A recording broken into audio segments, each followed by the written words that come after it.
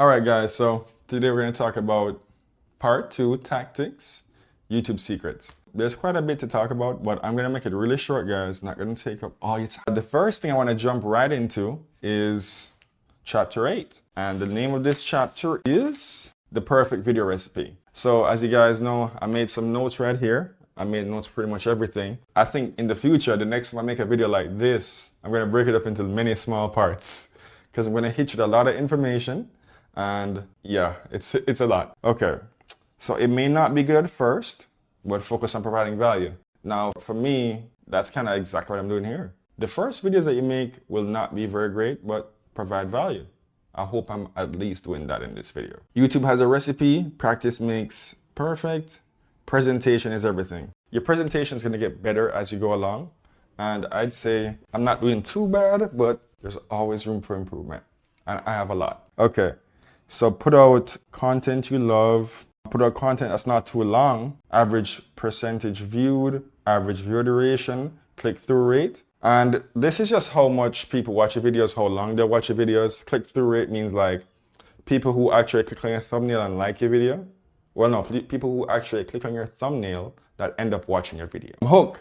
I think I'm gonna miss my hook in this video, but it's the thing that kind of reels them in. You know, you throw a hook, arg, and you just bring them in. Core content, short and sweet. So this is my core content. I'm talking about the parts of YouTube that will really make the biggest difference in moving the needle towards YouTube success. Quick transitions just means at the end of your video, you'd never let people know when it's about to end it, and you kind of leeway into the next video, and you have like thumbnails right here, here, here, here.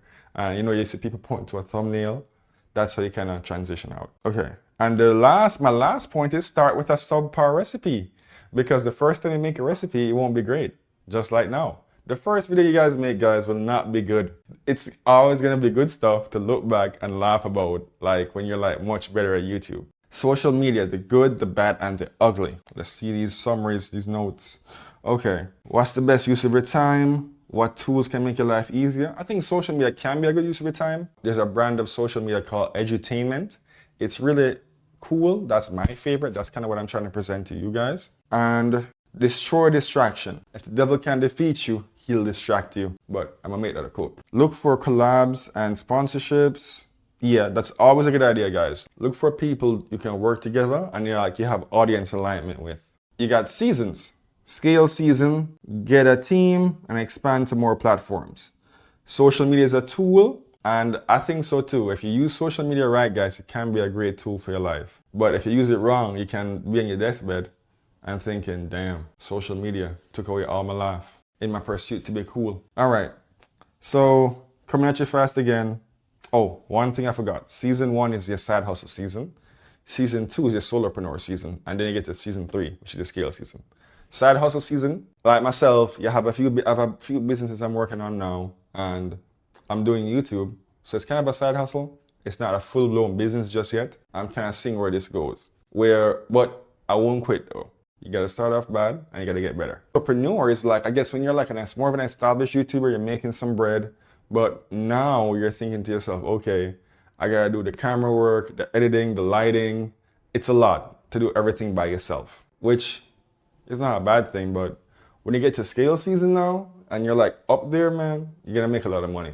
And you have a team, you're paying people, you have employees. This is now a full-blown business running like a machine and you're making money. Yeah. Okay, chapter 10, guys. Discoverability. Attract your ideal audience on autopilot. Okay, let's see my summary for this one. So if you're not first, you're last. Well, this is true, but thank yourself for showing up and trying. Trust me, I have not done this for 4 months and it was so hard. I was like, should I even do a next video? But the key thing here, guys, is to show up and keep trying and do better each time, okay? All right, SEO is important for videos and essential to your growth. Yeah, SEO, for those that don't know, is search engine optimization. And this simply means that you gotta make sure that all the keywords are on point. They're all gonna help people to find your video, because you can make an amazing video and nobody will find it. I know, crazy. All right, keep video on few topics, one or few topics. Yeah, this is a good idea. It can be a bit overwhelming to make a video about like 7 chapters of a book. Not smart, won't do it again. All right, Google Trends, keywords search, get clear what viewers want. Okay, so this kind of means that, well, you can jump on a trend that can be really beneficial for your channel and take advantage of it. You know, whatever keywords are trending, whatever videos are trending, whatever topics are trending.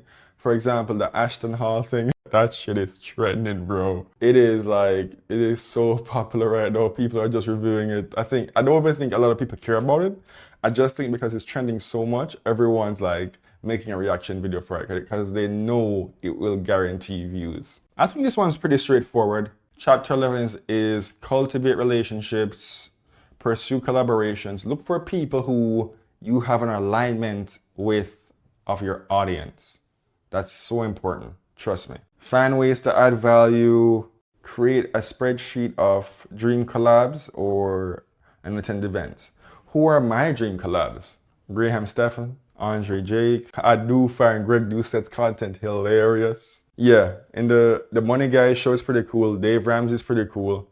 I'm just not at that level yet. I don't know if I'll be at that level soon, but those would be pretty cool collaborations for sure. I'd love that. That'd be dope. Don't be afraid to ask. So if I gotta send an email every day to Graham Stephan to come on the show, why not? Why not? But I'll wait until I'm a bit better though. I can't come to the show now. I gotta wait until I'm like at least at the next level, this level for sure. All right, trends and tentpoles conspire with the culture.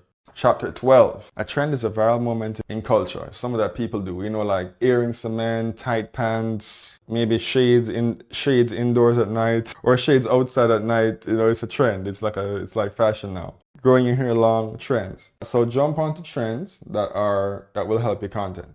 That's kind of self-explanatory. I'd say kind of alluding into the last chapter. Trends are cool. Jump onto trends that can help your brand and your business. So a 10 poll, I guess now I gotta explain. This is like something that always happens. Every year we make New Year's resolutions. Every year we have like Halloween, Christmas. Every year we'll have like certain kinds of things, Valentine's Day. You can capitalize on these things by building or making videos these are like videos you have to make. Every year these videos are gonna be made. And you can keep making them, and it's easy content. And it can also be very valuable content too. So have a content strategy and write down ideas for all these different days that people will be using. Good stuff. Sean Cannell, you the man. All right, chapter 13, scale your vision. Talent wins games, but teamwork wins championships. That's right. And don't you forget it. Now let's get to this one. Teamwork makes the dream work. So cliche. I can't believe I wrote this. Try to outsource as much as possible. I think that's good, guys. The truth is, you can't be good at everything. You can't be good at everything. There will be some things that you suck at. Like for me, I suck right now at making YouTube videos, but I'll get better. Editing, I might suck even more at editing. And camera lighting, I might suck. It's always good to like find people who can give you advice. And it's good to, if you can hire somebody, if you have the money, the financial wherewithal to hire someone and pay them. They're gonna make it 10 times better. This person doing your editing will make you like 10x more money. You can pay them 5x of that money. So now you win, they win. You make more money so you can pay them money. It's smart. Don't just say to yourself, don't be a solopreneur forever. Try to outsource, guys. Trust me. That's how the rich stay rich. Reinvest in your channel. Okay, I agree with that. Reinvest in your channel. That's a smart thing to do.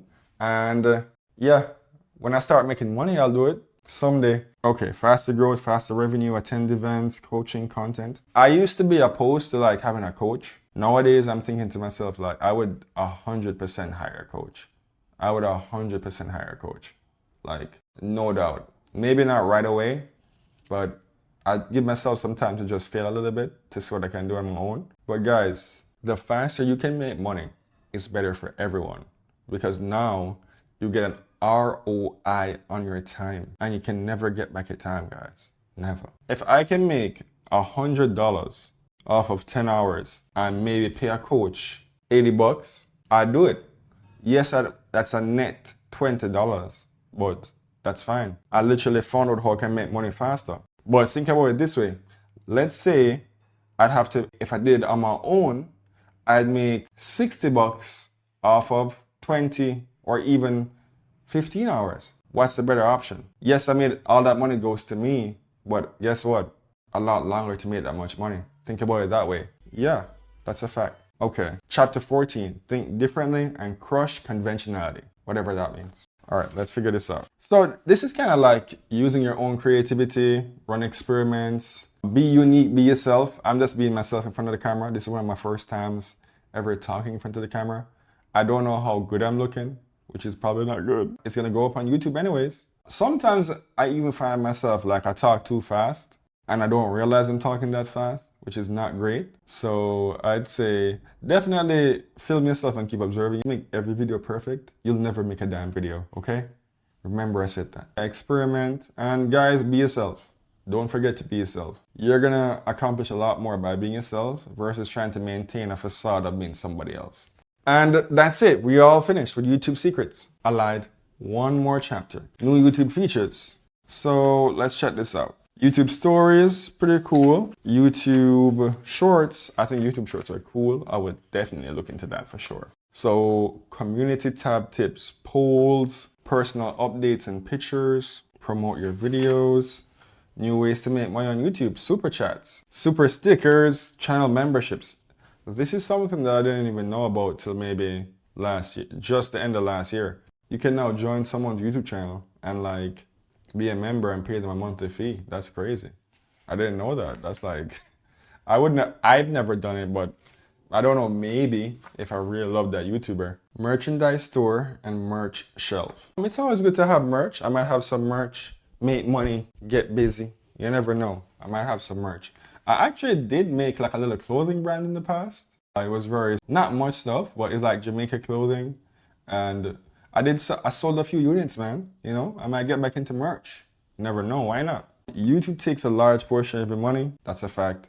So definitely there's other options like Patreon that can really give you a better bang for your buck. YouTube app, YouTube Studio app, YouTube Kids app, and evaluating opportunities and creating a simple game plan. So this is it, guys. We've gone through the whole book. Adaptability is key. It's pretty straightforward. I definitely say, guys, get the book. I'm going to be reading this pretty much a couple times. I am thinking about purchasing the course. It's expensive as hell. So if there's a cheaper way to get the course, I'll definitely let you guys know. But if you're interested in getting this book or getting the course, let me know. I think by the next video, I'll be talking about affiliate marketing, and I will definitely have some affiliate links for you guys. All right? Thank you, and see you next time.